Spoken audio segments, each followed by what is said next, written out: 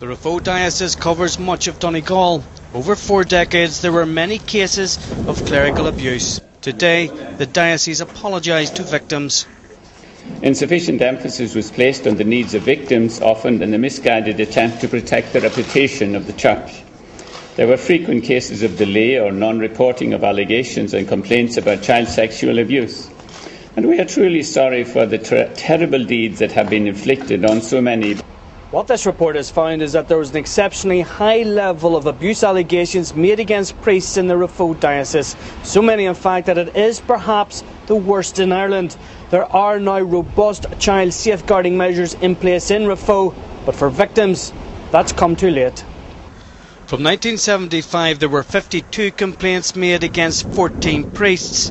More than 20 relate to this priest, notorious paedophile Father Eugene Green. He abused boys in parishes across Donegal for over 20 years. Eventually Green was jailed for raping 26 boys. Bishop Boyce insists the Catholic hierarchy didn't know of his activities. And that is amazing. That is amazing, and it's very hard to credit that he could have done such destruction, if you like, on young children, and that no word was ever passed along. This abuse survivor challenged the bishop. He says victims in Donegal want a full, independent judicial review. It didn't go far enough. I myself personally will be asking for a state inquiry into this. These audits by the National Board for Safeguarding Children shine a light into dark places, but not everything is being revealed, and some victims question the report's independence. It is the Church investigating the Church. I don't believe that the Church can fairly investigate the Church, particularly when the Church draw the rules. And when the Church decide what is released and what isn't released, who's available for comment, who isn't available for comment.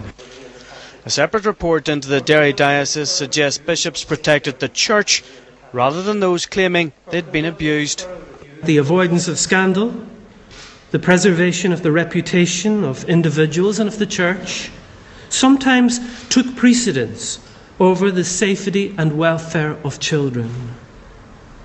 This has disgraced us. The Derry Diocese saw 26 priests face more than 30 allegations of abuse.